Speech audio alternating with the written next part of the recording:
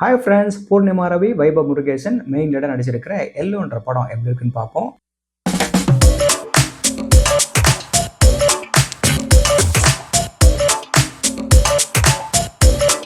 இதோட கதையில ஆதரையும் சந்தோஷும் காதலிக்கிறாங்க. சந்தோஷ் ஆதரைய இன்னும் படி கேரியர்ல பெரிய ஆளா வளரணும்னு சொல்லிட்டே இருக்கிறவன், ஆதரைக்கு ஒரு நல்ல வாய்ப்பு வரும்போது அப்பாவோட ஹெல்த் பாதிக்கப்பட்டதால அந்த வாய்ப்பு தவறி போகுது. வீட்டுக்கு பினான்சியலா சப்போர்ட் பண்ண வேண்டிய கட்டத்துல தனக்கு பிடிக்காத பேங்க் வேலைக்கு போறா. இந்த சமயத்துல சந்தோஷ் பிரேக்கப் பண்ணிட்டு வேற ஒரு பொண்ணை கல்யாணம் பண்ணிக்க மனசு உடைஞ்சு சாதாரண வேலை கூட பண்ண முடியாம ஒரு கட்டத்துல ஆதரை ஸ்டக் ஆகி நிக்கிறா. அப்போ அவரோட அப்பா ஆறுதலா அட்வைஸ் பண்ண பழைய போட்டோ ஆல்பத்துல இருக்கிற தன்னை வளர்த்த பாட்டி மற்றும் ஃப்ரெண்ட்ஸை தேடி திடீர்னு தனியா கிளம்பிடுறா.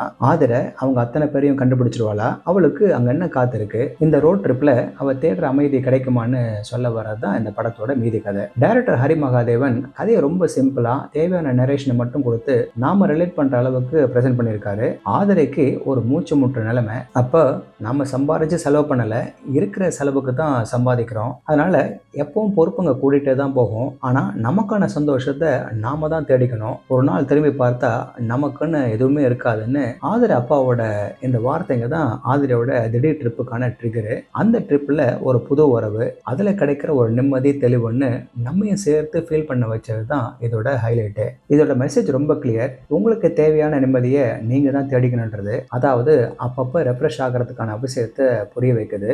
இன்னொரு விஷயம், போக போக மக்கள் தங்களை தாங்களே கண்டுபிடிக்கிறது தான் வாழ்க்கைன்னு சொல்ல வராங்க. பூர்ணிமா ரவி பிரச்சனையில உடஞ்சி போயிட்டு திரும்பவும் தெளிவாகிறத அழகா வெளிப்படுத்திருக்காங்க. சாய் கேரக்டர்ல வர வைபவ் முருகேசன் யதார்த்தமா நடிச்சிருக்காரு. பல நேரங்கள்ல அவசரப்படுற ஆதரையை பொறுத்து போறது, ஃப்ரெண்ட்லியா இருக்கிற அந்த கேரக்டரை எல்லாருக்கும் பிடிச்சு போகும். ஒரு சில சீனுங்க வந்தாலும் இந்த டெல்லி கணேஷ் நிகழ வைக்கிறாரு. அப்பா மக சீனுங்க அருமையாவும் அழகாவும் அமைஞ்சிருக்கு. இதுல வர ஒவ்வொரு ஃப்ரெண்ட்ஷிப்பும் வரவும் ஸ்கிரீன்ல இயல்பா சிம்பிளா இருக்கிறதால பாக்குறதுக்கு சுவாரஸ்யமா இருக்கு. இதுல நமிதா கிருஷ்ணமூர்த்தி நல்ல வைபு. கேரளா, கோவான்னு இவங்க போற இடங்கள் எல்லாத்தையும் அழகா ஸ்கிரீன்ல கொடுத்திருக்காரு அபியாத்விக். சாங்ஸும் மெலோடியா ஒரு ஃபீல் குட் உணர்வை தருது. இதெல்லாம் நல்லா தான் இருக்கு.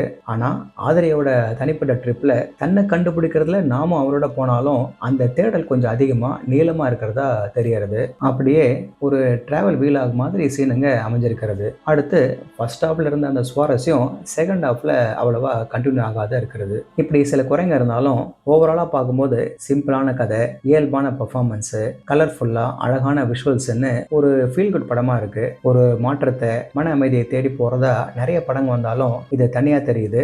ஸோ நீங்க உங்க மனசுக்கு பிடிச்சதை செய்யறவரா இருந்தா இந்த படம் உங்களுக்கு தான். ஓகே ஃப்ரெண்ட்ஸ், இதே போல இன்னொரு சுவாரஸ்யமான பட விமர்சனத்தோட சந்திக்கிறேன். நன்றி.